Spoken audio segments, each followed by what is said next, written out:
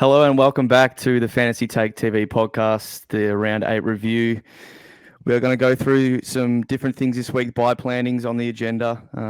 Got to start thinking about that coming up in about a month's time. We're going to do the injury room. There's a few highly owned players coming off injury or having some injury concerns. A few players with issues. Mostly notable is Zach Butters. A lot of people are trading out currently. Getting into some targets with the buys as well. So, upgrade targets we're looking at. And then our trades and who we're looking to trade out, maybe who we think are trade outs or who we should keep holding through the buys, and then some rookies and then obviously captains to finish it off. So we'll welcome in the boys. We've had a good week this week, boys. George, how did you go, mate? Went pretty well this week, 2,386, ranked about, I want to say 15K, somewhere around there. So yeah, exact same total points as JD. I don't know, the start I've had, I feel like I should be well behind, but obviously you skillfully picked Jared Witts and that's helped you rank a lot. But yeah, had a decent week. No Stewart, no Gawn, no Steele. Very, very lucky this week. I won't get another week as fortunate as this. So keep moving forward and hopefully keep moving up. JD, how did you go, mate? Yeah, 23.98 this week, which was exactly the 1,000th best score for the round this week, which is good. Moving up the ranks a fair bit, as well as George mentioned, we're sitting around 15K. Feeling very good that I'm actually neck and neck with George, given he started such a better team than me. Like he started Gawn, he started Will Brody, he started all these really good picks that I missed. Steele, Steele, all these great picks that I didn't have. And so for us to be tied at this point, I'm pretty happy I've been able to trade myself into this position. So yeah, I'm flying. I think the positive attitude is definitely paying dividends, I feel. It is funny looking at how somehow you guys are on the exact same after taking such vastly different paths to get there. But 23.80 from me. I still don't know how I've scored the worst of us three. That is still pissing me off the day later. But obviously I had the Shrek BC and I had Stewart and Steele. So if they actually decided to show up for a week, I could have gone more. But yeah, I'm about 20 points behind you guys at 16K. So we're all about the same, which is pretty funny. But starting to make movement upwards, which is what we want. So let's hopefully continue to do that. So by planning, we put that on the agenda. You got to start thinking about what players and primos you have out in each buy. I think a lot of us are already sort of skewed towards the back last buy, which is good. But you got to look at if you're going to bring in these players with the first buy, and is that going to hurt you for on-field scoring and whatnot. So I'll go to you first, George. What are you thinking when planning for the buys, and how is your team specifically looking? I'm quite happy with how I'm looking for the buys. It's a bit of a balancing act. I think the middle buy is going to be a bit tough for me. I've had Parker, Heeney, and Dunkley, and then basically I'll probably get Cooper Stevens next week. I have all these mid rookies, Clark McComb, plus McRae and Took. So I might have 5 outs in the middle buy in the midfield. So that might cause some headaches. So I have to hopefully work around that and trade one of them out, one of the rookies out by then. But yeah, just the midfield in the middle buy is definitely my issue. And I think I should be fine other than that. So I'm more than happy I'm quite happy to bring in Steele before his buy, just because I'm perfectly fine for the first buy. So ideally you get him after the buy, but take the points 2 rounds before the buys, I guess, and yeah, trade someone on the same buy, so it's kind of the same thing anyway. So I think I'm quite happy with where I'm at for the buy. What about you, Jackson? Oh, thank you, Jordan. Didn't know we're getting formal just 5 minutes into the podcast. We'll get to Ben after. Or yes, Benjamin. Yes, Sir Benjamin. Of the Shrek variety. So, all right. So, firstly, for those that are new to Supercoach, what happens during the buys? So, of your 22 on field, only your best 18 scores count for the week. So the goal is generally to have 19 or preferably roughly 20 players on. You get the best 18 scores. You drop a couple of bad rookie scores, whatever it may be. And if you are able to plan your buy rounds, so you do this each week, you've got about 20 on each week, you'll generally go up in positions pretty well compared to others. And the best way to make sure that you've you've got this 20 during the week is back ending your last buy with rookies. So this is where like Dacos or like a capped out Will Brody or whoever it is really handy because they're maxed out in price. They've got that last buy. And then once, the first couple of buys have gone by, you're trading in players that are coming off their buy like a steal. And you end up, being able to field a really nice team through it. So for me personally, I think the crunch point is going to be the round 12 by the first buy, and that's because of both the defense and the forward line. So down back, I've got popular picks in Short, Hewitt, and Whitfield that are all missing that first buy, and then in the forward line, I've got Cogs, Butters, Nick Martin, who are also all missing that first buy. So that's just a lot of like better players that I'd have on field.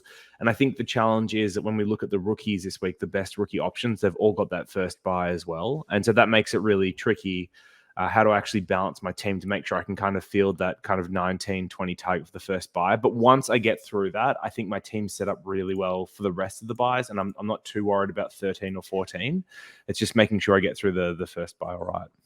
And what about yourself? How are you going? And what are some of the pitfalls that people should be looking out for? How many primos is too many in a line? Because I'm, considering bringing in my fourth primo mid that has the last buy. Is that too many? So anyway, over to you. Yeah, it's so dependent on those rookies, isn't it? And you already mentioned how annoying it is with those options being the first buy. Because, there's Doherty throw in as well, who we don't own, but many do.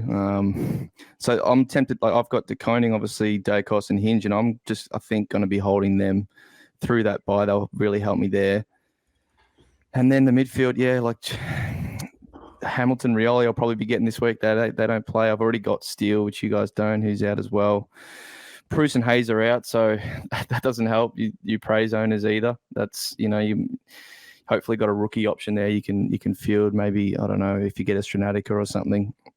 But I got Darcy, so that helps. But yeah, I think I'm pretty right. It's like really evenly spread. I didn't do this by any planning, but since I've got like Stewart, Dawson in defense, and it's actually spread out pretty nicely for me. Like that middle buy for forwards that you already spoke about is pretty average. With like the top four forwards are both 2 Sydney and 2 Dogs. So I don't think you can go in with all 4 of them through that buy to begin with. You might have to hold off on one. So I'll probably be doing that, but it's actually looking not too bad. We just need those rookies to hold their spot through the buy. That's the biggest thing, and something we really can't control. But we got to nail those rookies. So out of those 3 options this week in Hamilton, Rioli, and Carroll, hopefully we nail the 2 that keep playing through, and we'll obviously talk about that later on. But yeah, it's definitely a balancing act, and as you said, if you get it right, it's a really big opportunity to shoot yourself right up the ranks. Because if people don't look at it too much, they're always bound to have a really bad bye week. Whereas if you can have 3 solid ones, you're just going to go up and up and up. So it's always the spot to make ranks, and hopefully that's where we'll do it this season. Out of curiosity, which rookies are you holding throughout the buy? So specifically, are you guys holding, say, Nick Martin and Dacos? I think Nick Martin might actually help by the time it gets to his buy for that forward line. So he's one that, he's averaging 90. He's not someone that needs to go, but it just might really help. Yeah, the difficult thing with Martin is he's probably got at least a couple more weeks of decent cash gen. So he's at 384 at the moment, and you could easily see him get up to, 420, 430, something like that. Which is, possible. And then, like, the hard part with Nick Martin is that he shares the buy with Cogs and Butters, who are both underperforming at the moment and kind of have some doubts about their ability to keep them. So I could see myself, like, realistically trading out of one of those 2 and holding Martin. Yeah. And then Dacos, I think I would ideally hold through the buys and trade him during that period, but he's basically capped out at cash at the moment. And if I want to keep on upgrading, he's the type of player I'm going to have to trade in. So the ones that I look like I'm holding at the moment are probably more likely to be McCartan and DeConning, who both have still more cash to make and good job security and like a decent buy for their line. It'll be the new ones that we're bringing in now. So like McComb last week, Clark, whenever you bring him in, Carroll, Hamilton, Rioli Jr., these types. And then probably someone like McDonald, who hasn't made enough cash to like warrant trading out, and also has the last buy in DPP, which is pretty handy during it. So yeah, that's kind of where I'm thinking at the moment. But it's pretty tricky because really at this point trading in last round buys would probably be handy on the rookie front, and just none of those are popping up. Yeah, it's tough. Like those Hawks boys you said, they're like guys that people may be looking to use in order to upgrade, but having the last buy is really beneficial if they play up until then. So yeah, it's a tough one. We got to pray those rookies hold, and hopefully we can assess and pick the right ones. We'll go to the injury room. There's a few guys coming off injury or have just had some concerns on the weekend. So the guys that are due to come back, we hope, are Hewitt, English, and Bont. So they're all a test. I think we said if you didn't watch that video we did on Friday about George Hewitt, you pretty much had to trade him the week before the week just gone, and then hope or predict that he is going to be out another week or two. But I think you guys pretty confident he should be back. I mean, we don't know. He has to get through the week, but I know we all held, so we've all got our fingers crossed there. English back after, they've been pretty precautionary with him off his hammy. They've given him 3, and it's basically 4 weeks now to recover. So he's going to be popular and one to look at, after his first 5 or 6 weeks of the year. And then the big one's Max Gawn, who George was looking at getting in this week. Are you a bit concerned now, mate? What have you heard here? If he plays, I'll still grab him. I don't know. He said he'll be pushing for him to be selected. There's some little snippet of him saying that the club is making him go in for scans and he thinks he's fine. So it sounds like he'll play. I think he wants to stat pad against West Coast. And Luke Parker, JD, I think you might have caught more of the game than me and George did, but he rolled his ankle and didn't score less than 10 points in the second half. He was on 80 at halftime, finished the game on 89. Was looking like a genius trade in to that point. I brought him in both my Supercoach and fantasy sides as well, so I had a fair bit riding on Parker as a pick and was loving the first half of that game. But yeah, apparently rolled his ankle, and that might partly explain why he slowed up a fair bit in the second half. But rolled ankles, you never usually miss a week or anything from that. So probably, not a problem going forward. Just unfortunate that it hurt his scoring on the week just gone. Unless you're Josh Kelly and you roll it 4 times after doing it the first time last year. You have not brought that up. Last one's Jordan Ridley, but he should be back. Just one of those guys that was laid out with the illness, JD, so I assume him to be back with the rest of those. That's right. Pretty unfortunate. I did see a few people where they've either taken like a Gibka score or a SDK through the loop, and this is something I've you might have seen me say in the Discord, and since obviously I play a bit of FPL, something I advocate for, whereas get rid of the emergencies and set our benches in 1, 2, 3 or whatever line it is, the order of you would like them to come on for someone, because people have used a loophole. And then Ridley's laid out and they haven't been able to emergency the other person. They're locked and they've got a 0 for no reason when they've got blokes that could have covered. So that's an unfortunate situation. I saw a few people in, which is just a donut you shouldn't be copying. But I guess that's the game and the part of it. But it's just really unfortunate.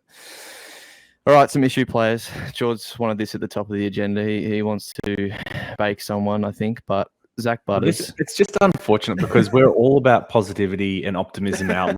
I want to get talking about Darcy and his bounce back game and what he's been able to do. Yeah, the guys we're looking forward to bring in. And George, no problems. He wanted it at the top. Focus on the negatives. You're going to have poor scores in your team every week, all right? That's just part I can't of the have approach. this. They're not problem children just because they've had 1 or 2 bad games. He was already working out how to trade out Butters before the round had even finished. So, I'll be holding Butters in my video. I'm trading him. I'm holding. I think I'm trading Lipinski. Maybe we'll see. But I think against North, the thing is, the good preseason is still there. He's shown a decent ceiling. He's looked all right when he's on. There's no injury. It's a form thing. The hard element of this is he's not actually proven over a full season. So I guess this is Butters, a bit up and down. But the thing is, you trade him, he scores 130. You hold him, he scores 50, and we're having this discussion again next week. I guess we thought he would be a premium. You hear all these great things about preseason. That doesn't go out the window now. So I'd advocate for holding another week. In other formats, I'm more than happy to get rid of him. Just other opportunities. But this week against North, I think he's a hold. But yeah, it's low disposal counts, contested positions down again. In his bad games, he's had really low contested positions. And like, I start to wonder, is his game style actually sustainable? Because he's so reckless, puts his head over the footy, gives away silly free kicks. It's rinse repeat. So, you know, are we going to see a big score this week? Probably. Are we going to see another bad score the week after? Maybe. Can't really predict. So watch against North. If he pulls a 50 against North, then that trade button is getting a workout. Any What do you think, differing JD? views, JD? Yeah, the big question for me was going to be, what is your benchmark, your hurdle score for him next week from not to be traded out? Does it have to be a ton? Would you take a mid-90s? Yeah, no, he just needs to look good. He needs to take have an that 80. attack on the ball again, not just disappear. The quote coming out of Port was that they're going to persist with him in the midfield. So they definitely haven't lost faith with him, even though he's had kind of bad games ever since he's had that bout of gastro. But I mean, even up until that point, he dropped a couple of 50s before that, I think. So Yeah. I think it's just the nature of his scoring. It's so up and down. There's no consistent base. It was even the same last year, I guess, but he obviously came off that injury. You can't really you got to cut him some slack there, but you got to give him this North game, boys. I'm sorry, like we can cut out Sean Darcy, but the entire Freo midfield, I think, averaged about 115, 120 against North in the week just gone. Like, I know Butters is probably not getting as much mid-time as Freo's sort of core guys, but he'll be getting enough to prove himself. And who knows, North may respond, but really they looked very, very poor and they have pretty much all year. So you got to give him that game. If you take out the gastro game, I guess that's probably the only one genuine excuse. He's For still 50? low 90s average because he spent most of the game. I think it was like 60s time on ground. He looked awful, looked pale in the game. So like call that one a write off. And there's been another few excuses there, but if you take out that, it's still low 90s, and he's got a ceiling of 150 in him, and it will come at some point. So we'll speak about this again next week, I think. But you don't want to be that guy that trades him and he goes 150, because I've done that with how many premiums now, Gorn and Steele. So that's I guess they're more proven, but yeah.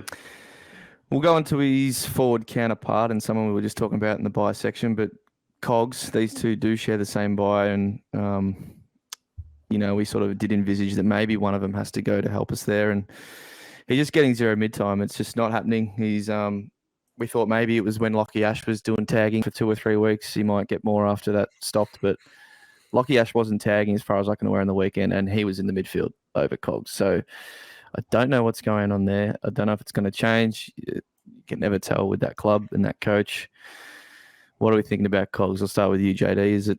It's not like a concerned priority, trader, but it is a little concerning. Yeah. So, I mean, he's had low CBAs since round 3, and he scored okay during that period.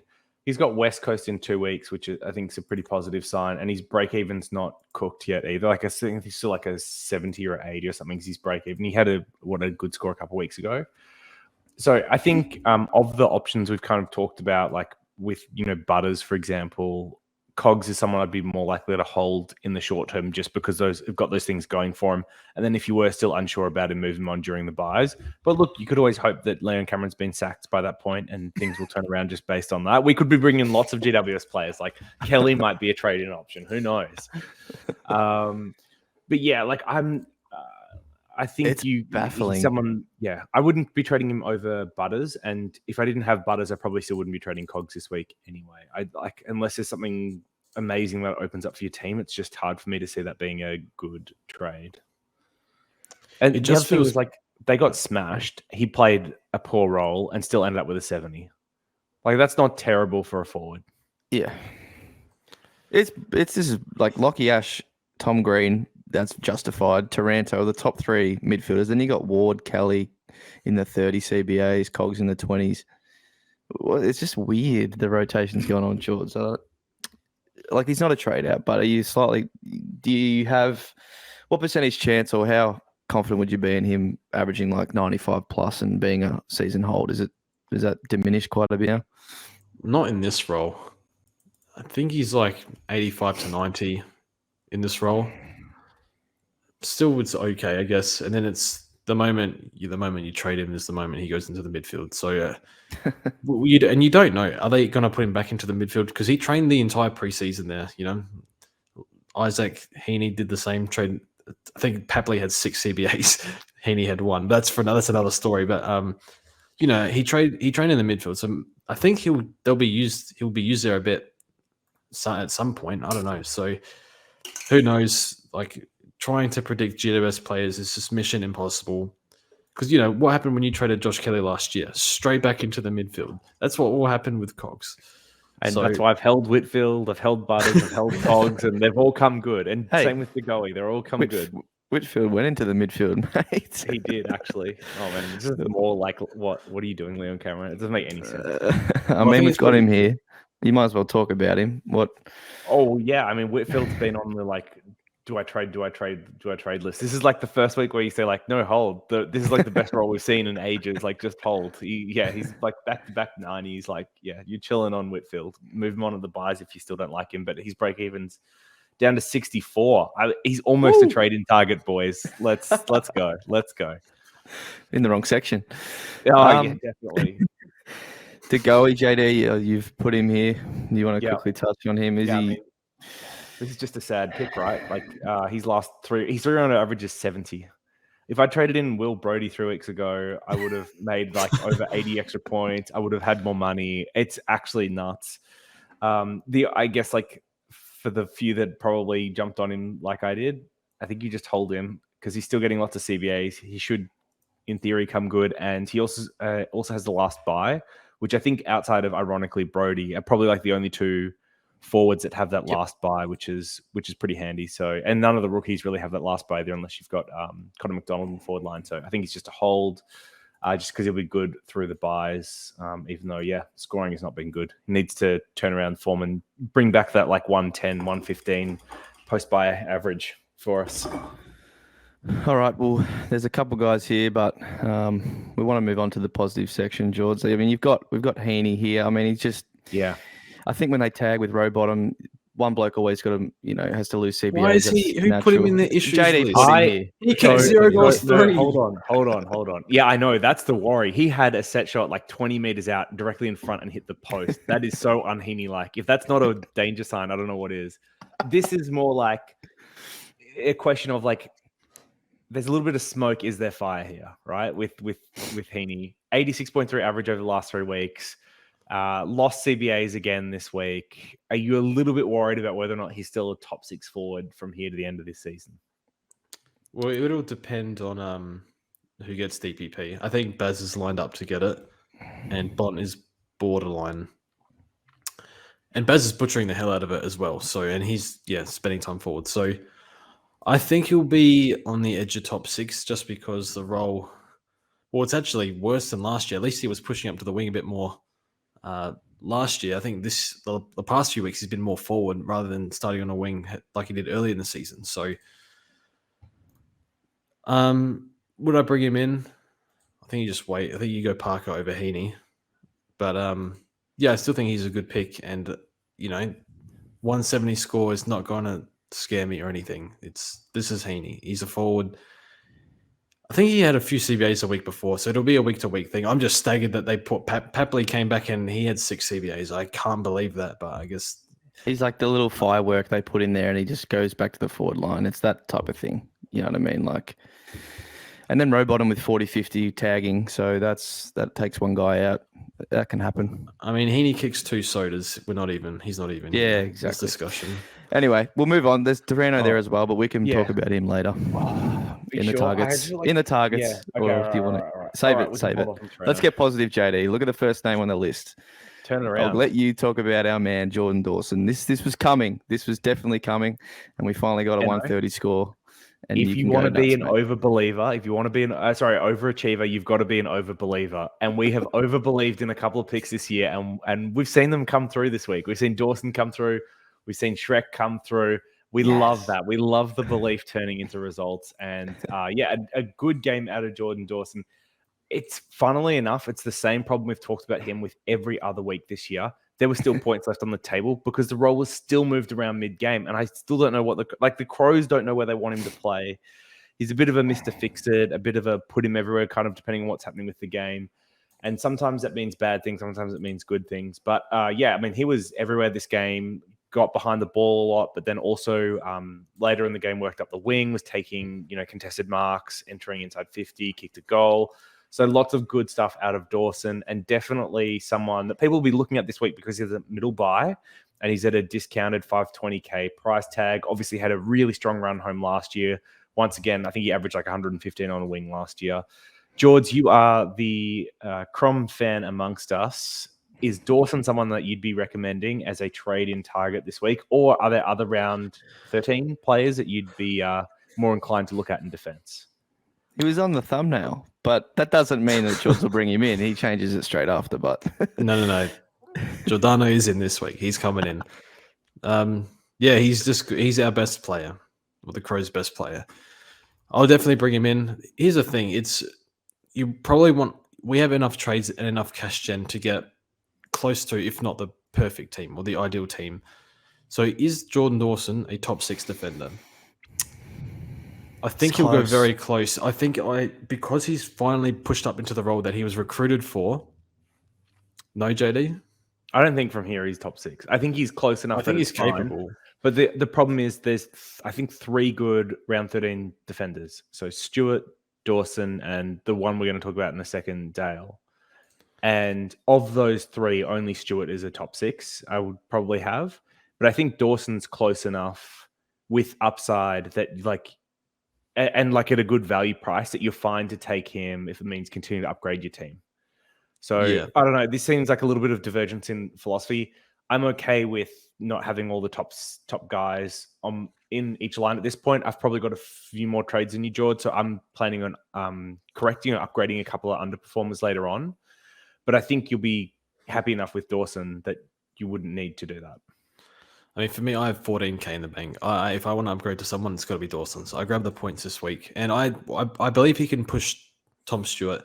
And by the way, on Stewart, if Duncan persists down back, I wonder if that affects Stewart a little bit. Because Duncan is disgusting back there.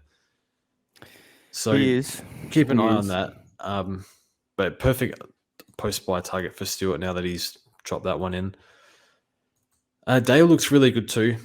The other one, I think we'll speak about Isaac coming soon, but love him at the moment. But yeah, in terms of the middle buys, Stewart versus Dawson versus Dale. Stewart should still be the number 1 there. And then Dawson and Dale, probably similar output. There's a bit more security in Dale's role. He looks really good back there, especially with the drop-off of Daniel. So I quite like the Dale pick, but I think the value pick is Dawson. And I don't think there'll be much in their output from here on out. So I'm happy to go for Dawson. Yeah. Just quickly, he can score in both those roles. The first quarter was all defense. He had 10 touches. But in defense, you sort of got to get, not lucky, but it's just got to go your way a bit. I guess, you're on kick-outs, it can happen. But then when you're up the ground, he wasn't, I think the second and third, he was more up the ground, kicked a goal in the second. Because we feed it out to him at stoppage as well. They're just mega points. And he gets involved as well, yeah. Yeah, it's so much easier in higher scoring possessions up the ground. So I guess the tricky thing here is that when the Crows do poorly, it's easier for him to have a safer floor in defense. Whereas if they do poorly and he's on the wing, you just get a bigger variance both correct. ways. It's got to be timed well. Yeah, so I fully believe that he can average well in both roles, but it's just I don't know, I'd feel slightly safer with him playing more defense, just given Crows seem to be falling off in game competitiveness, especially against top teams at the moment. Yep. Yeah, we saw that. I definitely like him in this role. The ceiling is higher in this role. But I understand what you're saying. He's going to get more supply back there with Crab.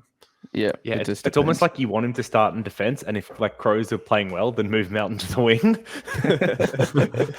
That could be a thing. Hey, Mitch Hinge, you just play wherever we don't want you, and then we'll put Dawson where we want you. Let's move on. George, you might want to cover your ears for this one, but JD's got someone to talk to you about, and that is Dane Zorko.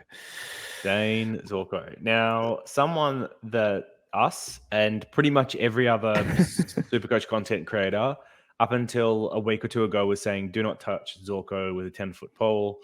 He's older. Yes, he gained DPP, but realistically, that role isn't amazing. We don't know how Coleman coming back will affect him. Might take some of his touches out of defense.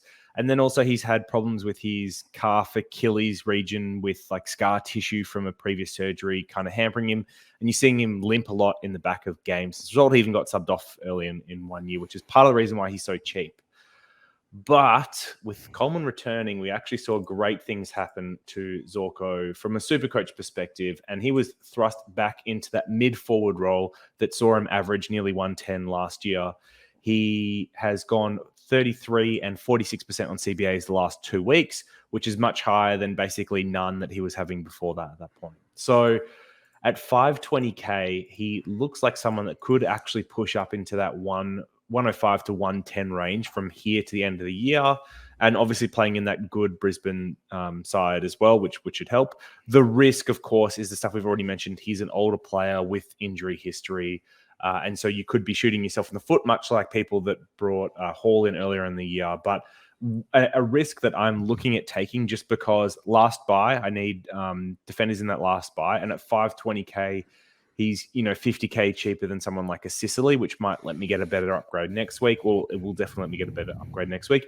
And I don't think his scoring potential is that far behind. It's just the injury risk. And I know George hates the injury risks and all that stuff, but when we're getting to this point in the year where you're only down to the last 4 or 5 upgrades on your field, you're about to hit buys and you've got boosts and we've had extra trades, taking some of those injury risk players isn't the worst thing in the world now because they're much easier to cover and do less damage than if you took a Hall at the start of the year and he went down like he did, right? So I'm strongly considering Zorko, but I'd love to hear some naysayers as to why I shouldn't pick Zorko this week.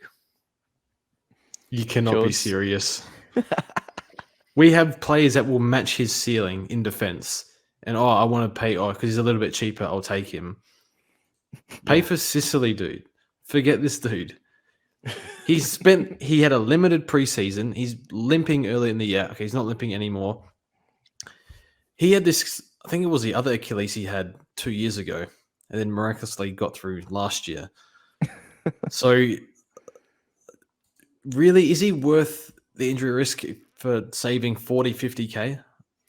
Well, if it means I can get like a Brayshaw or an English next week, then yes, because the reality is like that's probably about the amount of money I've got over these 2 weeks, a 520K and a 570K option.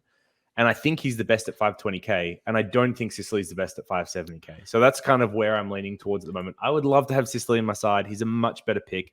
And if I had boosted down last week, which is what I should have done and had the extra 70K, I'd be getting Sicily. It wouldn't even be questions asked. But I'm not in that situation. I need to find a cheap option. And Zorko at 520K almost looks like the value pick across any of the lines this week, despite the elevated injury risk. Oh my God. Don't do it. And does he stay in that mid role? Do they move him forward? Do they manage him a bit? He's what, 34, 33? 33, I think. Questions. Yeah, I'm really not in the camp of it. Yeah, especially after what happened with him last year, I do not want him to succeed again. And it would very much hurt me if he did. But yeah, I mean, he's going to be it's not like he's going to be highly owned as much as he was last year. Like last year's clear F1. Whereas this year, like George said at the start of his counter points, I just think there's so many other options that can match him and or better him. And yeah, I mean, I guess your only points, JD, that make you go for him are the buy and the price. And that's, I guess, really what's leaning you towards him. Like, say if he had the first buy, you wouldn't even be looking at him. And it's just probably correct. Yeah, definitely wouldn't be looking at him if it was first. So buy. It's like, I guess the more trades factor, like say he went down during the, in a month, like, yes, you probably have to waste another trade, but he might have helped you better your team for the next month. And, yeah, assuming he keeps up the scoring. A Stewart or a Sicily or whatever at that point. And assuming he doesn't go down early in a game. But that's all hypotheticals and stuff you can't really predict. So, yeah, I'm against it like George, but I can somewhat see the merit. Isn't Daniel Rich cheaper? Or is he about the same? He's about 517K, but he's getting by on kickouts. I prefer him, I think. I don't know. Wow. I don't know. Zorko should be able to outscore He should be able to outscore him, but I don't think he's as much of an injury risk That's why I say. I will The say the difference with- other thing with Zorko, by the way, is his time on ground has gone up the last 3 weeks. So the first 5 weeks, he didn't have I think he had 1 game over 71 Yeah. time on ground, which was He used the 74. season And as then the preseason. Yeah, and then the last 3 weeks, 82, 85, 82% time on ground. So he's definitely like built that fitness base and kind of got his time on ground back up to what it was, last year effectively. We had this conversation probably the same point last year. Don't touch a 32-year-old with soft tissue injury. Did not work out at all. I'm having it again. At least this year it won't hurt as bad because Defense is good. defense is Yeah. good. So, I mean, if you want to go for it, if you have excess trades, I guess I can see the merit in it, but I would rather pay for someone. I've got 20 trades after this week's 3 trades. this week. Yeah. And there's 3 rookies left on the field plus Bruce, and then it's just performing primos. So if you say you got 4 upgrades from here, that's call it 9 trades. Takes me down to 11 or 10. I can Let's see it. try The scoring power is there. The Yeah. price is good. If you own Aaron Hall, who he single-handedly derailed he's sent me back an upgrade every week for 4 weeks now. It's severely derailed my season. Fortunately for boosts, you could kind of catch back up again a little bit, but I'm not prepared to take injury risk after that. So good luck if you go for it though, but can pay off. All right, we'll quickly try and move past the defenders. There's 3 guys I've got here. They all have the first bye. They're all performing pretty well, although one had a down week but has been good for most of the season. That's Isaac Cumming, Doherty, and Sinclair. George put Cumming here, and honestly, he's been pretty good, but Doherty and Sinclair have been up there for most of the season. If you were to rank these guys as targets, and look, the first bye, take into account what you think, or tell me as well, what do you think we should be doing with trading in first bye players? But tell me that and then rank them. George, you can start. Well, I think trading in a first bye player now, I guess there's not much point. But if you're going to field 20 plus in the first round anyway, I don't think it matters too much. And you get an extra 3 rounds, still 3 rounds to go for the first bye, around 9, 10, 11. So yeah, that's one less rookie off. So these 3 primos individually, if I had to rank them in order, Sinclair third, I think he has the least amount of scoring avenues. I think Cumming intercepts more, and Doherty, he runs at the back of stoppage a lot. I guess Sinclair's role changes a little bit, and probably doesn't have the history either. I guess Cumming doesn't either, but with Isaac Cumming, I love his game. I love how he defends. Whitfield's moved up the ground. He's farming points back there. Does have a severe hamstring in 2020, 12-weeker, but played 22 last year. Has not had an injury since. I think he rolled his ankle in the final. That's about it. So he looks really good. This really solid defender. He reads the play incredibly well. He pushes up high when he needs to. So I really like his pick. And since Whitfield has moved up the ground, he's put up a 120 and a 130. And the kick-ins are slightly increased. I think Whitfield took a few this week. But I think Isaac Cumming still, he's the main guy now instead of split even between Cumming and Whitfield. So maybe he gets an extra 1 or 2 kick-ins a game. Just depends on how they want to use Whitfield. And then Doherty. The thing with Doherty is I would slightly worry, and this is just me being me, I guess, that he has soft tissue history in 2020. And if you actually remember, halfway through the season, he played through soreness and his scoring dropped off a cliff. And then he came back and he said he's been sore. I'm fine again. Comes straight back in, or comes in, does his calf. That was off limited preseason though, with off the 2 ACLs. And in 2021, he plays the first. I think he averages just under 110 or around 110-ish up until the bye. He has to move on to a wing because Williams goes back, and then he gets the cancer ordeal. So seems like he's over that, which is great. So I do worry, in 2020, does he start getting sore or tired throughout the year? Because that's what happened back then. Limited preseason again this year. I think he had a 12-week block of chemo, which can be pretty intense. I don't know if that will catch up to him because he's still 28. That's roughly prime for a defender. So that's my only concern there. Some people would not be worried about that at all. I understand that. So that carries a little bit of durability risk, I guess, but he looks really good. They feed him the ball so much. He pushes into stoppage or gets you around the back, a bit like what Chris was doing last year, and he scored really, really well doing that. So, yeah, in order, Doc, Cumming, then Sinclair. But part of me wants to say Cumming above Doherty, which might be crazy to some people, but I just think with Whitfield moving up, it's helped him. I love how you reeled off his injury history like you just know it off the back of your hand. You do your great research. But just quickly on Cumming, he was a great pick last year as a mid-pricer that none of us went for. Made 200 and something K and pretty much averaged 90 the whole year. So he's improved last year and he's obviously continued to improve this year. JD, what would you go? I think the way George had them is probably the 1, 2, and 3. As long as Doherty doesn't get a fade out similar to what we saw last year, I think that's probably right. But yeah, I mean, to your point, most people, definitely me, I can't bring in one of these guys for this early buy. I've already got too many there. So I'd be passing on all of them for now. I think the only thing that is interesting is just that Sinclair's dropped a couple of really poor scores in back-to-back weeks. So a couple of 80s. He's got quite a high break-even of 147 now. And you could see him get down to, I don't know, cheap 500s, even like high 400s post-buy. And that, as a really discounted option to upgrade your team, don't mind that. But yeah, just on pure scoring potential, I'd still have Doherty as the one that would make sense to target because he should be a top 3 defender as long as he doesn't fall away. I think they'll all be within 5 or 6 points of each other anyway. Yep. Yeah, but probably should have prefaced that at the start. These probably like foreshadowing or, ahead to what off that first buy, who of these we prefer to upgrade to then. Let's get to the midfield, and one I don't really want to talk about too much, but that's Jack Steele, who I brought in about a month ago. Been very happy with him until he pumped out 10 clangers on the weekend, and just nothing went his way. Worked through the game a bit, but still had almost 30 touches. Just very poor. I think it was third quarter where I think he went -5 points for the whole quarter, and just a few free kicks went against him. Handball clangers, which just shouldn't be happening, and all happened within the space of about 5 or 10 minutes and just killed him. So he's going to drop a lot of money now. I think 175 break even I'm looking at, and 630 something K, 639, and he'll be towards 600 by the time he hits his buy. Hopefully he bounces back for me so he doesn't tank too much, but got to be your number one target, boys, in the midfield, is he, as a non-owner? JD, you looking into bring him before, because he's got the first buy too, or are you waiting till he has his buy?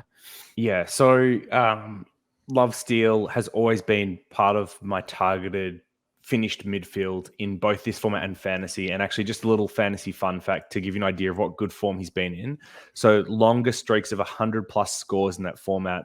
The leader all time is Dane Zorko in the 2012 to 2013 seasons of 20.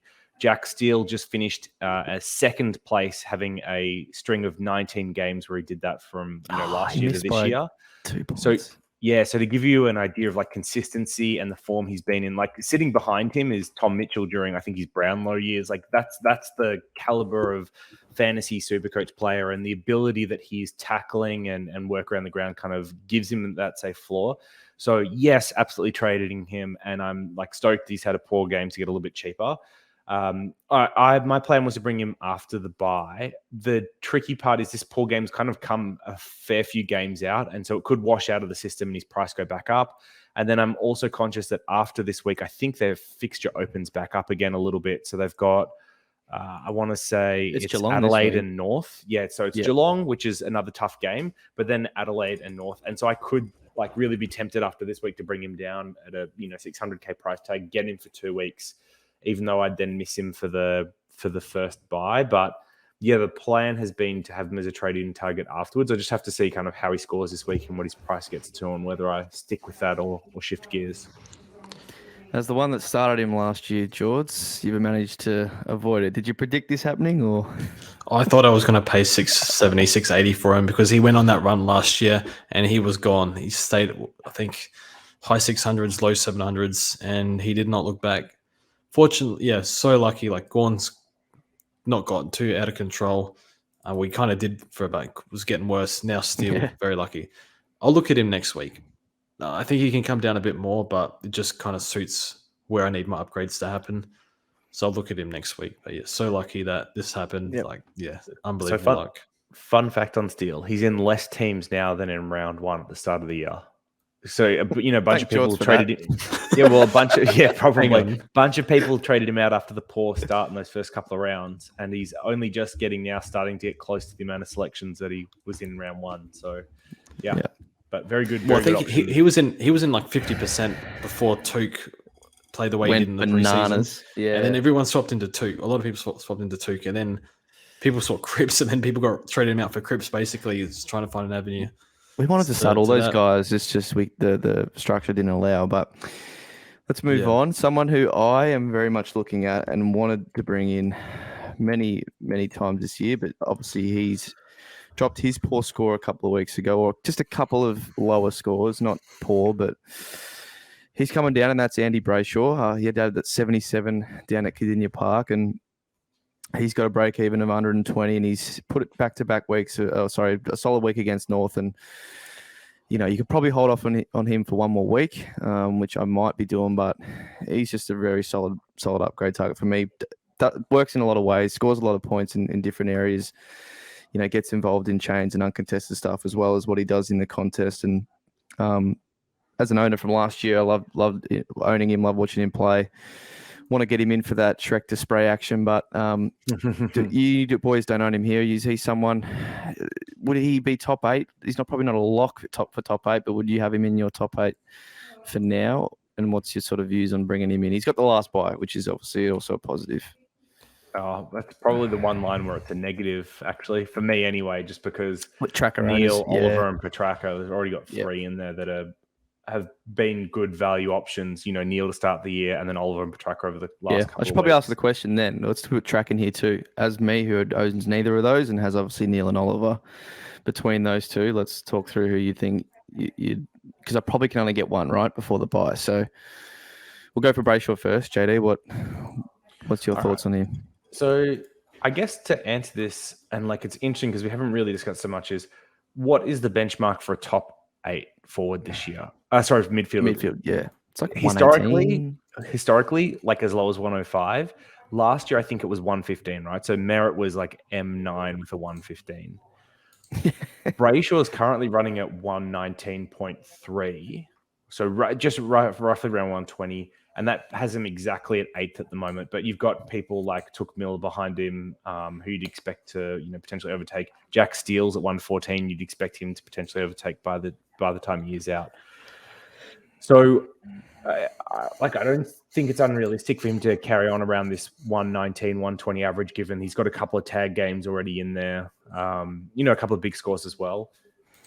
I could see him kind of going around 8 to 10, I think, is realistic. He'll either be just inside or just outside is what it looks like. Warranted selection. And if I'd rather have him than someone like Petrarca and Massad, probably, when it comes to likelihood they finish top 8. He's a really good trade-in option. His break-even's 122 this week, so you don't have to go him, as you kind of said, Eno, but the matchup against North is obviously very good, and you would imagine that he could exceed that. And while North have deployed taggers in the past, and they've got someone like Greenwood who tagged for Gold Coast, we haven't seen them really use taggers effectively or much at all this year. So you'd imagine that he probably gets off the chain a bit. But he just played North now.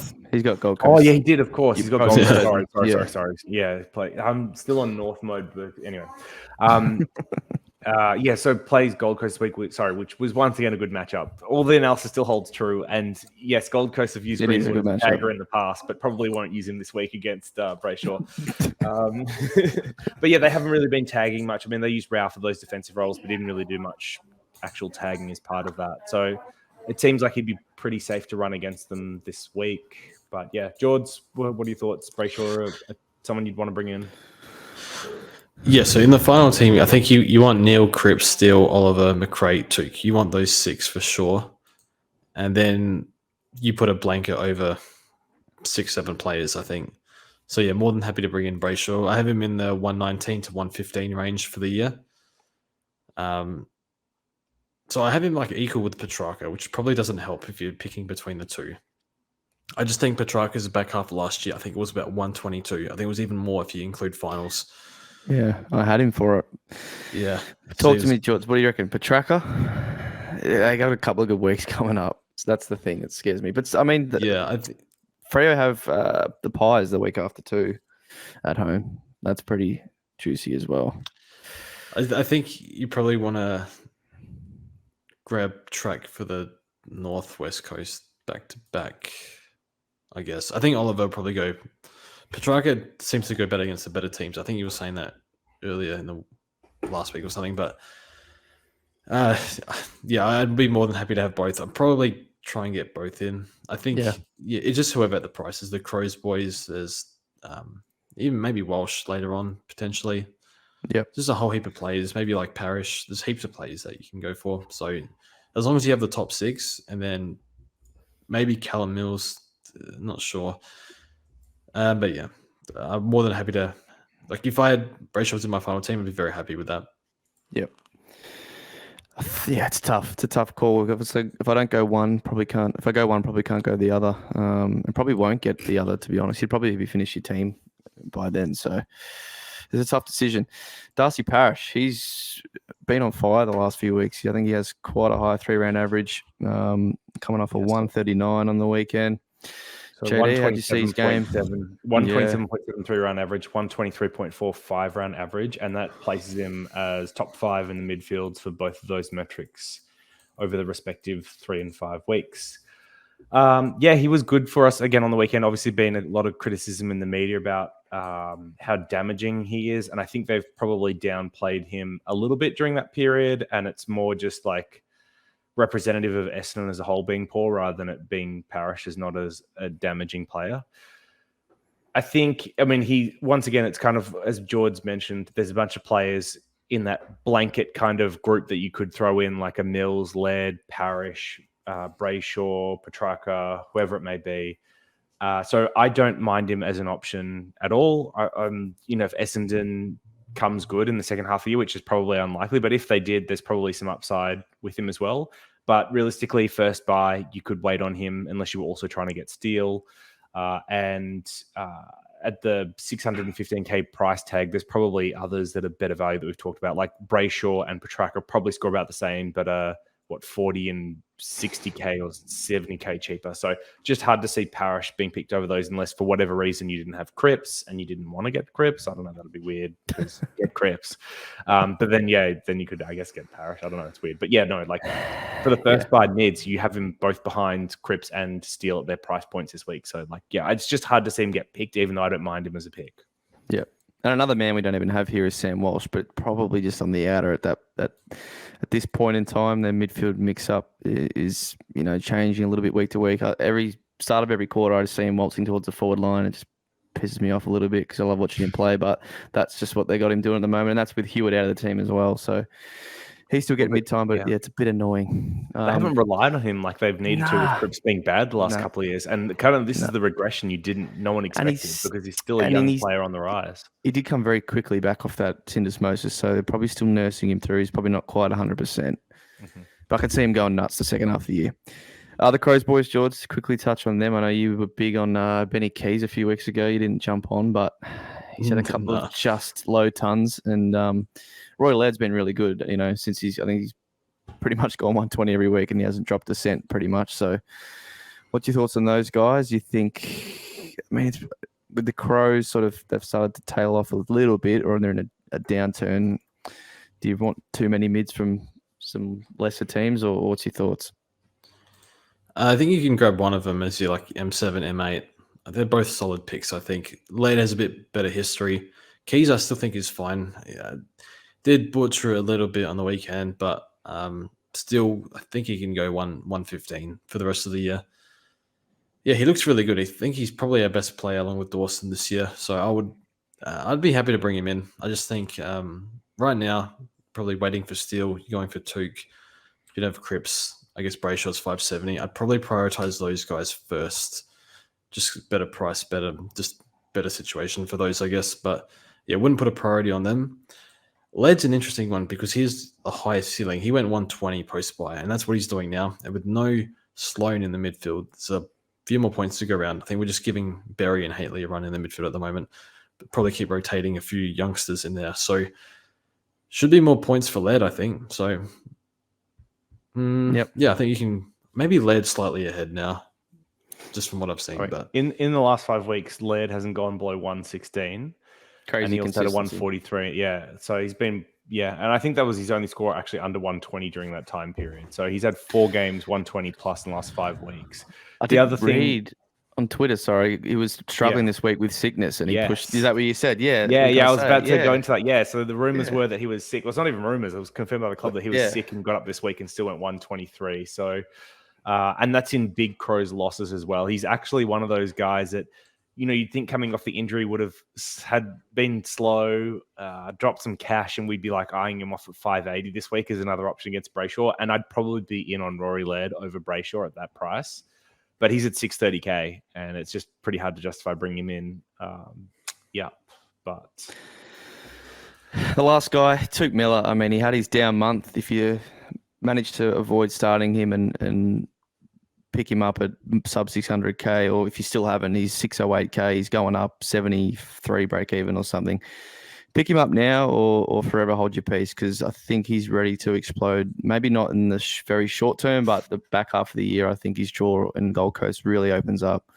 A lot of easy matchups. They've still got North to come twice, Hawthorn to come twice, and Hawks are pretty decent, so probably selling them short there. But they've given up lots of points to mids, though. They do, yeah. Points to mids, yeah. So got to get Tuke now, boys. If you don't have, pretty much now. Yep. Let's move on to, we got the, do we want to talk rucks or forwards first? It is out of order, so I don't know if you guys have got OCD, but we'll go about the rucks. We'll go the rucks. We'll leave the forwards last. It's very interesting, the forwards. So, he couldn't do it out of order. He couldn't do it. No, I couldn't. He couldn't zig when they zagged. No. Let's go Gorn. Let's go Gorn first. We'll leave my man for a second, but we'll go Gorn, and we're pretty lucky that he obviously had a poor game, played a lot more forward, as they said, after a little injury, leg injury in the second quarter. So dropped an 80. Does have West Coast this week. If he manages to get up, he's probably going to go very large. But we've probably got to wait for some more reports and what's going to go on with him this week. But what's your thoughts, boys? We should probably talk in tandem with the two. Trek and Gorn. Say you were looking to get a primo ruck in right now. Who would you pick? Just depends on your injury tolerance. I'll probably go for Gorn. I think I want Darcy after this bye. Depends on your injury tolerance. I'll get the guy going for scans on his knees this week. I think he's fine, though. He sounds like he's fine. It's peak George. Whatever fits the narrative, right? Yeah. Look, I think Shrek, JD.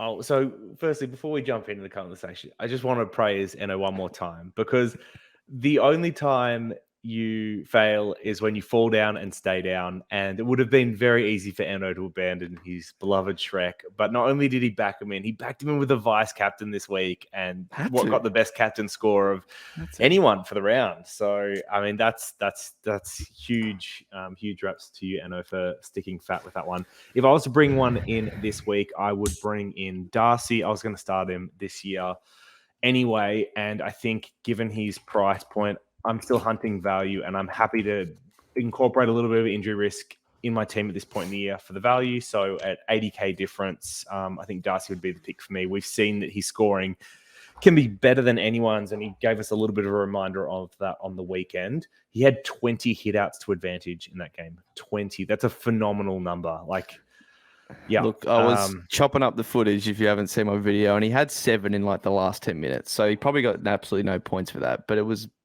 just farming them at the end, just hitting them consecutively. So, he's got that. He's got that in his bag. So, I think the only downside with Darcy is that the next 4 weeks of rucks, 3 of those matchups are quite hard. So he got Wits, then Collingwood, which is plus matchup, then Melbourne, which will be hard, and then Brisbane Lions, and Oscar McInerney's been he's a bit up and down, but he's been serviceable. But from that point, it really opens up. You've got Hawks that don't have a number 1 ruck. You have Carlton that don't have a number 1 ruck. You've got Port that don't have a number 1 ruck. You've got Saints that probably won't have rucks at that point in the year.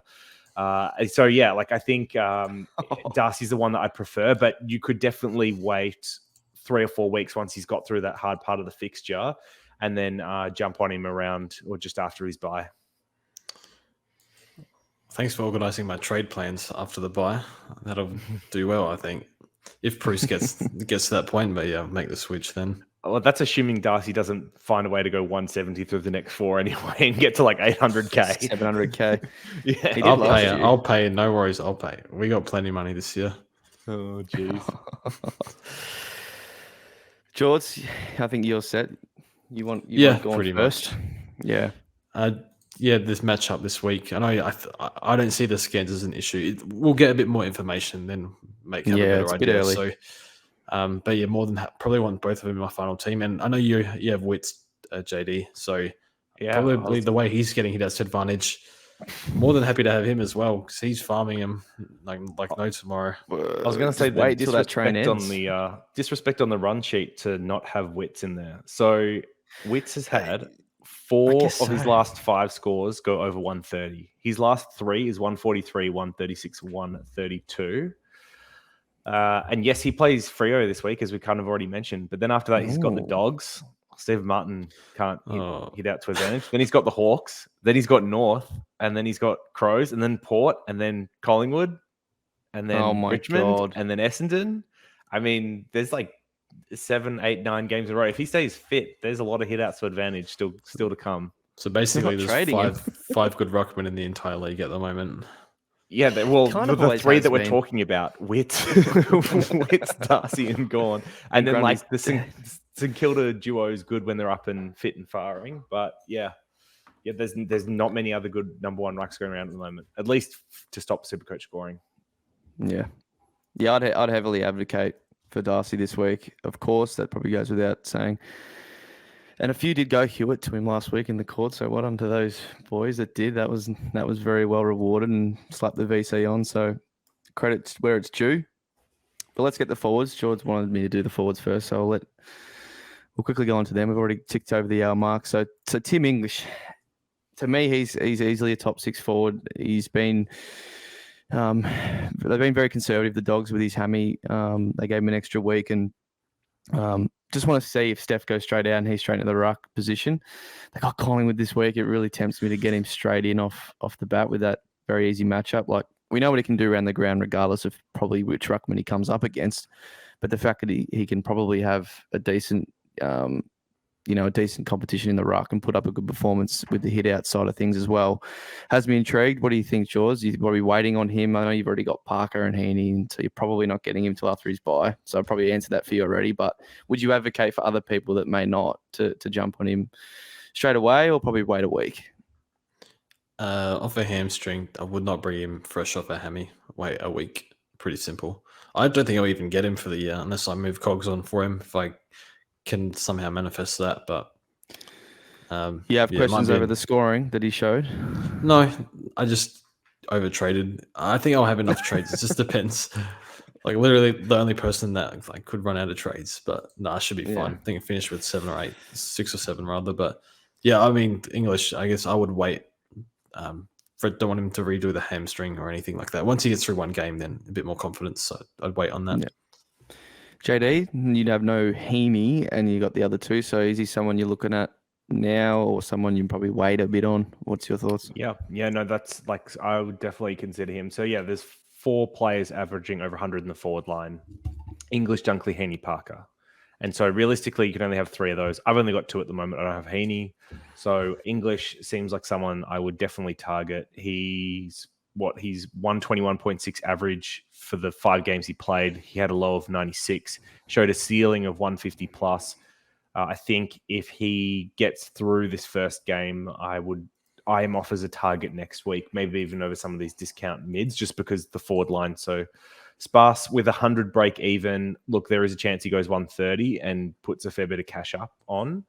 But I think it's probably makes more sense just to wait the 1 week than go early on him. That's my worry in my position. I've got, Brayshaw or him about the same price. Well, the same price. Brayshaw's break even's 120. English's is 100. English has a really positive matchup. That makes it hard for me, but going English means I get like a Durden off the field, so it's probably more logical to do that as well. So it is very, very difficult, but Yeah, I mean, We'll I move can on. see why Yeah. you'd be swayed because if you were just comparing like Brayshaw and English, given the matchups this week, I'd probably back in Brayshaw to beat him by like 10, 20 points. Yeah, But okay. if you're getting Durden off the field, then like I could see depending on who the midfield rookie is that you'd then field instead, like It'd then be you like probably Carroll, Hamilton, whatever, whoever I bring in, or Macomb Yeah, looped okay. or something. So it's not like a good one. Like Clark's already got to be fielded. So that's yeah. tough. I would wait on English to be safe. Yeah. Probably be fine, but yeah. Says the guy that brought in Aaron Hall. Anyway. Sorry, George. No, you're right. It probably is smart to Why write. did I do that? Anyway. What all this stupid shit's worked this year. So it's something that like I want to Except bring him in. Except that. There was one thing that didn't work. It was that. I just feel like I want to bring him in. He'll go 150 against the Pies and I'll be happy, but that's not always how it works. Timmy Tarano, I held you off. Who did I hold off at the start? I can't even remember now. Tarano, JD. bro. Yeah. Bring up what you wanted to say, mate. Oh yeah, this is just like same kind of category as like where there's smoke, there's fire pick. So last 3 rounds hasn't gone over 100, 81.3 average during that time, dropping in price pretty drastically. And the most interesting thing here is we were talking about when Toby Green comes back, it'll push Taranto maybe up into the midfield more. And that's the point where you target him just because you get a better average from that point at a slightly discounted price. It's kind of all happened in reverse so far. So he started out the season all right, and then the last 3 weeks with Greenback, he's fallen off quite badly. The interesting thing is he's still getting CBAs during this period. I think he had, north of 50 or 60 CBAs the last 2 weeks. So the category we've got him in is, I wouldn't be bringing him in right now. I'd be waiting till after his bye, and I think it's as simple as that. You want to see him turn around this form a little bit before you bring him in, so you just wait. George? Yeah. Taranto's Taranto. He's done this before. He's had hot patches and flat patches. So he's averaging 97, probably averages around that just because of his disposal. I think I would rather wait and see who gets TPP before bringing someone like him in. So wait. That's fair enough. Mitch Duncan we've got here. Now, very interesting. Like wow. he hasn't set the world on fire and hasn't done much really up until this point, but he just played a very nice game, sort of gulling around halfback. He's in the midfield, but stole a lot of possessions in the back half. He's priced at 440k now with a 95 break even. Very cheap, very affordable pickup. I know already which way George is leaning. That's towards no. But JD, is it something that you're looking at or something that just piques your interest maybe and probably need to see a bit more of? Why did he go 47 last week? I think his role has been changing week to week. So that's the concern. Like it's not set every week. It could be a bit more half forward. He's more in the midfield this week with Selwood out, but then getting a lot of cheap pill at the back. Probably cutting to Stewart a bit. So why is George laughing? You got something to say? Oh, they played Freo, which is a pretty good defensive side, I guess. George has got a bomb, I think. No. I mean, like we can get to him listing his injury history in a second, but I think that'll take 5 minutes. Scroll wheel. He had 6 clangers and played Freo last week in that close loss. I don't know, like, so if he had that kind of wing behind the ball role, we get some kick-ins and stuff. I think he is a top 6 forward from here for the rest of the year. It's just the injury risk that comes with it. The price tag's obviously really nice. But he's got the same. Cats have the middle bar, right? Middle, yeah. So it's the same problem. Yeah, like, you're right. If you've got 2 or 3 of these already, bring in Duncan. And if next week, like it's, I don't know, a 450 or 440k Mitch Duncan versus like English at 570, you're probably still trying to bring in English, realistically. Yep. George, been quiet over there? Well, you're just laughing this off. I think his dribbling is quite good if you take out the 3 calves and 2 hamstrings he's done in the past 2 years. I mean, what do you want me to say? Okay. Might as well bring in Aaron Hall and trade him out. Oh. DPP him to Aaron Hall and go back and forth 3 times. So I'll pass. Yeah. You're a very good case study of just learn from your experiences and mistakes. All right, mate, you can talk about the Dogs guys here. Go on. Well, these 2 guys may get forward status. You put down. I think Baz would, okay, Baz was 30. That thing, that leak Very thing that close. came on Twitter was 30. I think it was 32%. And we know I own him in fantasy, so I know that he's been spending a bit more time forward. CBAs have dropped the past few weeks, and Freako tweeted it was 60% this week. So I am assuming we're going to get him as a forward, but I just don't know how Bevo wants to spin the magnets. So Well, it's got to be 3 more weeks of it, right? So yeah, so I think he's a watch, and even if he does, his disposal is really killing him at the moment. But yeah, I still think he can go. He could go low hundreds because of the time and ground is way up. It's like 95-ish, I want to say. So I still think he'll be. I think he'll be top 6 if we do get him. I mean, he's also a little bit of like the cream on top player. So if the Dogs pick up good form, you'd imagine that he's someone that could really dominate in games where they're playing well. Yeah, is a decent floor as well. Yeah. And then Bont. I mean, if Bont is Bont, you just get him if he gets it. I mean, Bevo said he was going to play more forward than plays him 73% CBAs. So, I mean, just wait and see. Yep. Fair enough. All right, let's power through this last section. It's probably not something we should power through, but it's very important. It's players that may have topped out in price we should be trading out, who we think you should not trade out in any circumstance, and then obviously the rookies on the bubble, and then ones to keep a watch on that have just played their first game in the week just gone. So trade outs, we'll start here and in defence, and the first one's Bowie, and been a great pick. Another poor score has come that he sort of dropped in a month ago, and I think he's just under 400k, but his break even's over 100 now, right, JD? So he is an absolute trade out this week. Yep. I don't think we need to talk too much further on him. Nope, he's number 1 trade out target in defense. Yep. Then the rest get a bit more interesting, and Mitch Hinge is the first one we've got here. Started very poorly on the weekend, worked his way into the game, ended up on like 75 dream team. So he did work into it, had a good second half as far as finding the ball. Just wasn't able to recover that score enough, scored 53. His break-even 71. I think this is more circumstantial into the team and who you have. Like if you have McCartan, if you've got obviously DeConning, you'd probably still have, and maybe a Gibcus. Hinge is probably the number 1 trade out of those 3. Oh, I think he is. If you've already got rid of the others, like I traded McCartan when he was out, so that's probably a mistake on my part. Hinge is one I'll be holding. What do you think there, guys? Like he's going to drop. If he drops a 60, his break even goes back down to 40 next week. So he's not like a major priority, but he's someone you could probably trade out this week. Yeah, that's right. I'm trading him out just because I don't have any of the options that would be better to trade out. So I'd have Bowie ahead. Probably he's the only one I'd have ahead. Like, I don't know, Gibcus, I think you could trade just because he's made more cash. And like, I think you'd rather field Hinge during the buys. Yep. Noddy, his break even, I think, is back down to 55. So like, you could trade him out. And then Dacos is the best buy and best on-field option. So I'd probably rather hold him than Hinge. But yeah, Hinge is a perfectly fine hold. But 71 break even, you can go this week if he's your only real option in defense to get rid of. Just know that he will make more money, and you might have to feel slightly bad about that when he hits 320k in a handful of weeks time. Yep. Did you hold him, George? Who? Mitch Hinge. No. No, right. I didn't know if he'd be sub or not. More than happy to move him on though. Yeah. What about O'Driscoll? You have him. I don't think me and JD do. What's your thoughts there? I think he's a trade out if you want. I'm going to hold. Just suits my setup. So he's going to be my bench for a while through the buys rather than Dacos, just because I want to access his money.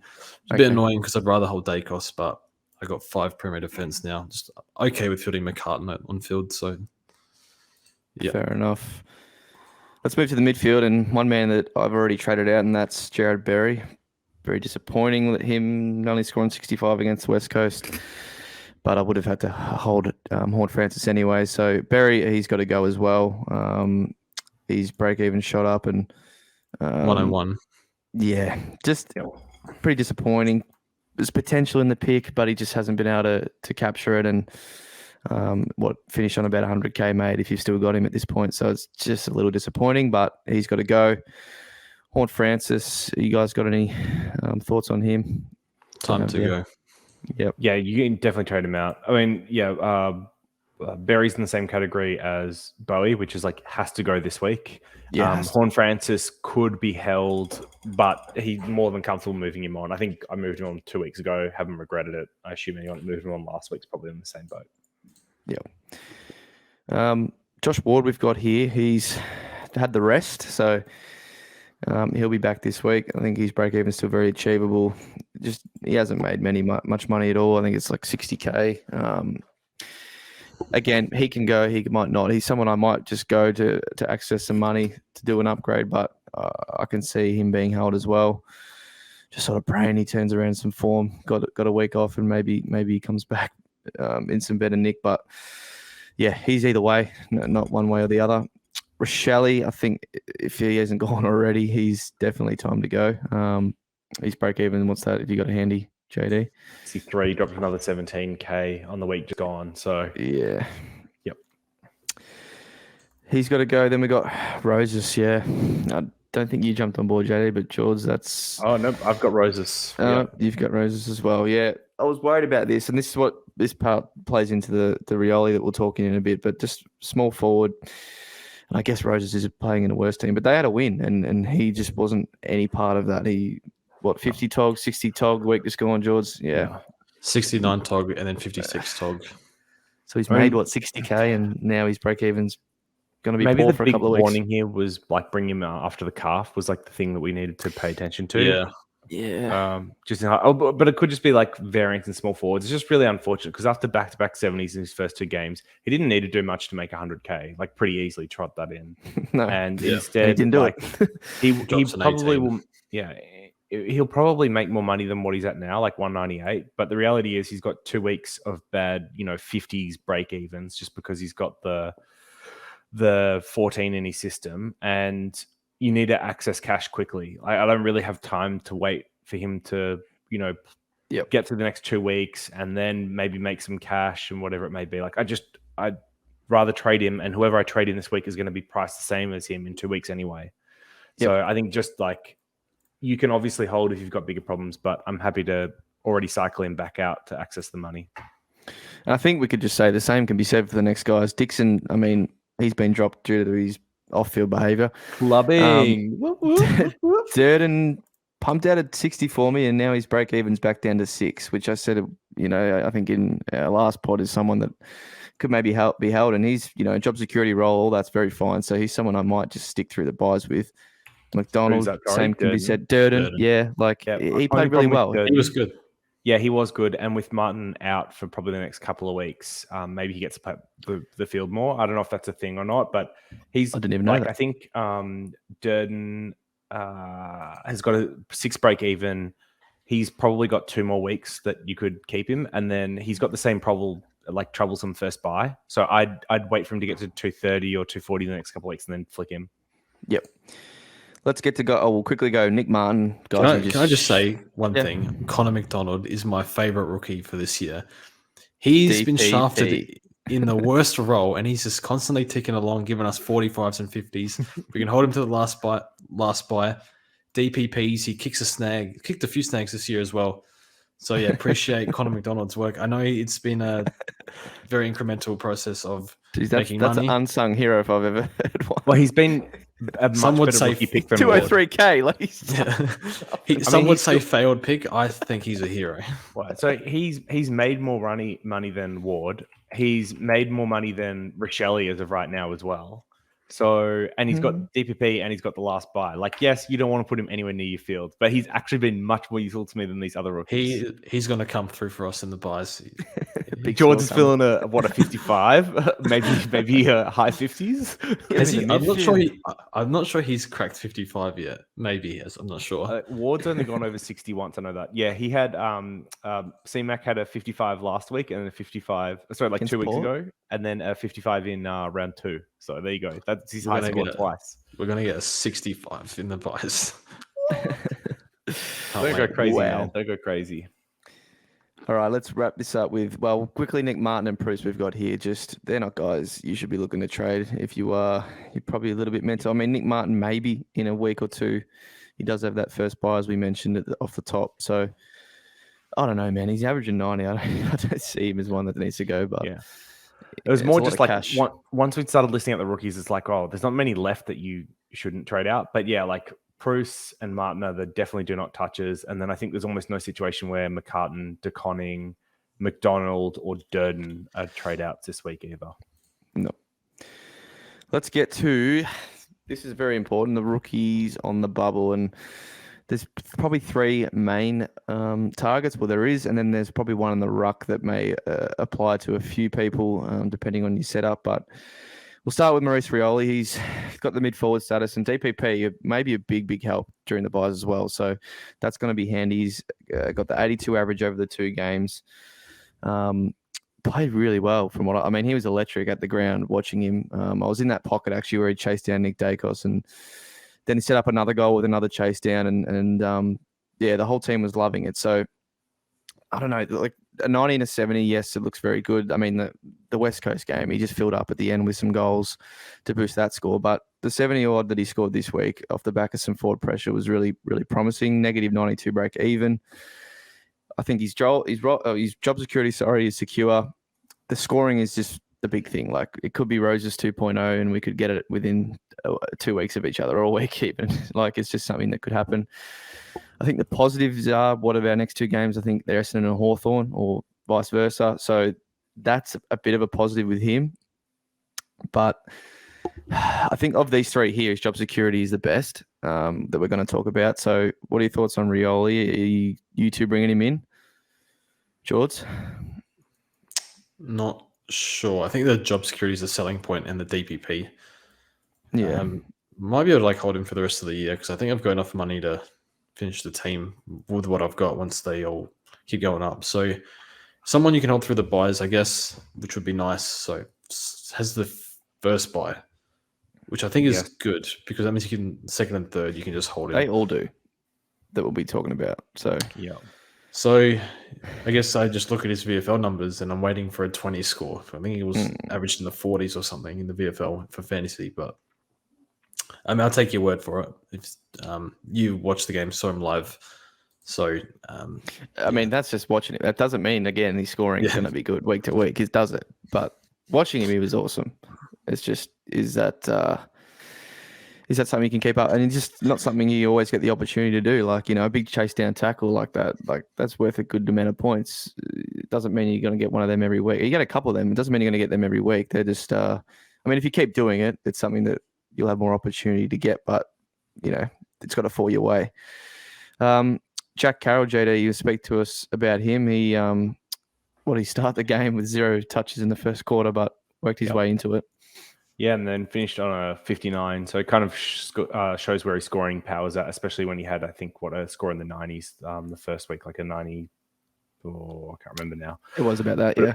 Yeah, but it was a good score. So, like, definitely, like, scoring potential's there in his current role. The problem is that current role has been, like, a bit of inside mid, bit of outside mid. It feels like he's been filling in with those rotations with Hewitt being out, and it's kind of hard to see that persisting once Hewitt's back, which is presumably this week. So you are a little bit uncertain of both job security and then what his role would be once Hewitt comes back. But if, like apart from that, he looks like he'd be traditionally probably the one that we would like most of these, just because he's a midfielder that was highly touted as a draft pick. System couple of years, right? Second year. Yeah, second year. Okay. Yeah. Had When someone like something. Rioli Jr., it feels very reminiscent of Roses already.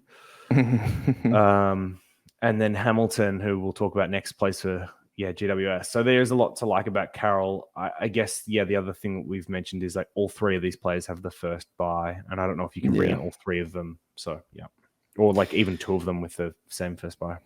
Yep. He also doesn't have DPP, only one of the 3. Yeah. Cooper, Hamilton, and George, what have you noticed with the Giants set up there? He seems like he's sort of secure in that whatever role he's got at halfback. Was 90 time on ground in the week just gone. What are you noticing with him? Did not see him after halftime, but he was pretty good before then. Takes a few marks behind the play, a few spoils. I think they'll persist with him. There's one guy, I think Fahey's putting up really big numbers in the VFL. Maybe takes his spot. Not sure. I'd probably pass on him for Rioli, purely for job security purposes. Mm. I don't. Rioli has an extra year in the system as well. I guess the price point is pretty nice. I don't really want to carry a dead rookie into the buy rounds. And look, I think Hamilton's a good chance to keep his spot. I just don't know for sure, but you need to seem a bit more confident in Rioli holding his spot. So I don't really want to take that risk. Probably averages 50. Bit easier to score when you're behind the ball. So I like when he did touch the ball, he was pretty good. So I don't mind him, but I just don't really know if he's going to keep his spot. So yeah, not too sure. I'm going to pass, I think, but Okay. yeah, I'm not against. If he was all we got, I'd probably go for him.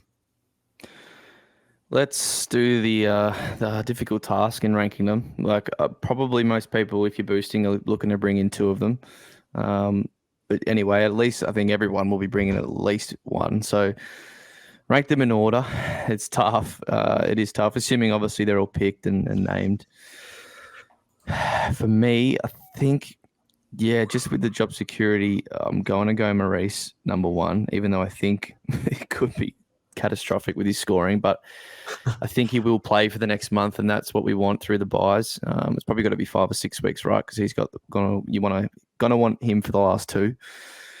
And then the next two are very tough. I think I just put Hamilton ahead of Carroll. Got the DPP as well. Is 102k, and I'll put Carroll third. But that's sort of me just guessing ahead that Carroll may not have the greatest job security. But I guess Hamilton doesn't either. So I've got it listed there, Rioli, Hamilton, Carroll, but yeah, it's not easy. And I've got to grab two. So it's I've got to avoid one here, but I don't know which one that's going to be. George?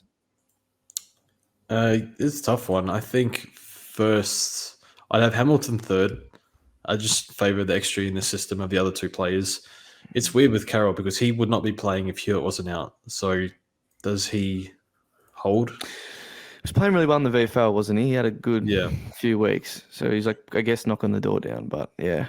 I'm probably more interested in Cooper Stevens next week. So I actually think I'm grabbing none of these players. Probably Rioli first, purely for job security. Carroll, then Hamilton. But I think if I had to pick one on my field, it would be Carroll. Yep. Yeah, if he holds that spot, he'd be the one. JD? Yeah, this is really interesting because I had Cooper as number one, Cooper Hamilton as number one, on the proviso that he gets picked this week. So I think after that smashing, if he continues to hold his spot, that's probably a good sign, just with how GWS seems to pick teams. So I would probably pick him one, just DPP, cheapest price, like the extra 21k is useful. And he actually has a much better role than Rioli and probably a better role than Carroll once Hewitt comes back. So it's really interesting. I guess we'll just wait and see what happens with teams. So and maybe this uncertainty is why I'm kind of considering like only picking one of these rather than two this week and still going early on Clark, just because Clark I'd prefer as an on-field option to all of them, doesn't share the same buy, and then won't have the same, job security concerns as the rest. Yep.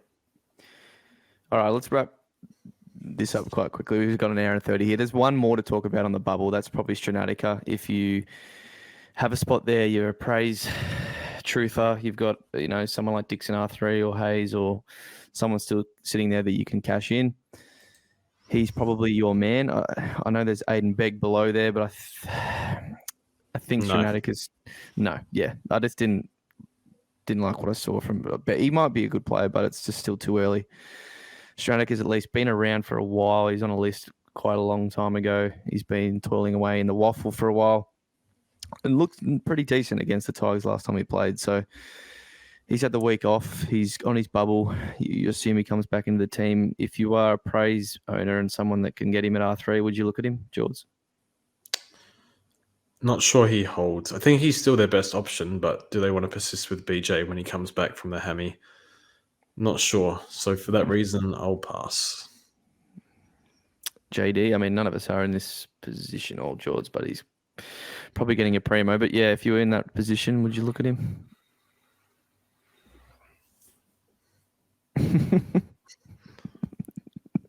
JD. It's hard because you I don't care. I'm not in this position. Move on.